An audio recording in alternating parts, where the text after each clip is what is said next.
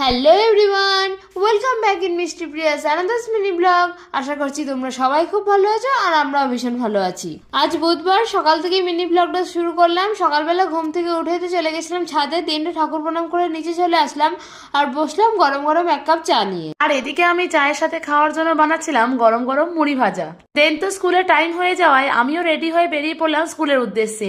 আর ওইদিকেও তো টোটোরা চলে এসছে আমাকে নিতে। আর তোমাদেরকে তো বলেইছিলাম আমার সেকেন্ড হাফে এক্সাম চলছে, তাই সকালের ব্রেকফাস্টটা আমি কমপ্লিট করলাম গরম গরম আলু সেদ্ধ আর ভাত দিয়ে। দিন তো রেডি হয়ে কলেজের উদ্দেশ্যে বেরিয়ে পড়লাম। এদিকে তো আমার স্কুল ছুটি হয়ে যাওয়ার পরে আমাকে আজকে ভাই নিতে গেছিল স্কুল থেকে। অন্যদিকে আমার এক্সাম কমপ্লিট হয়ে যাওয়ায় আমিও রওনা দিলাম বাড়ির উদ্দেশ্যে। আর বাড়ি ফিরে তো দেখি আমাদের ছাদ বাগানের গোলাপটা এত বড় হয়েছে, যেটা বদ্দি ভাই নিয়ে এসেছিল ঘর সাজানোর জন্য। দিন তো লাঞ্চ কমপ্লিট করে দুপুরে ভাত ঘুম দিয়ে উঠে বসেছিলাম বিকালের গরম গরম চা নিয়ে। তারপরে তো দুজন মিলে বেরিয়েছিলাম মার্কেটে একটু মার্কেটিং করার জন্য।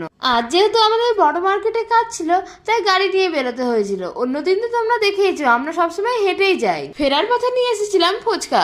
আর বাড়ি ফিরে তো দেখি মাসিমণি আজকে বানাচ্ছে সংক্রান্তি স্পেশাল পিঠে। যেহেতু আজকে সংক্রান্তি ছিল তাই মা তো আজকে বাড়িতে বানিয়েছিল অনেক রকমের পিঠে।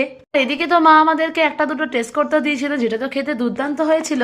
আজ রাতে ডিনারটা সারলাম সংক্রান্তি স্পেশাল পিঠে দিয়া। তোমরা বাড়িতে কি কি পিঠে খেলে অবশ্যই কমেন্ট করে জানিয়ে যেও। That's it for today, bye bye.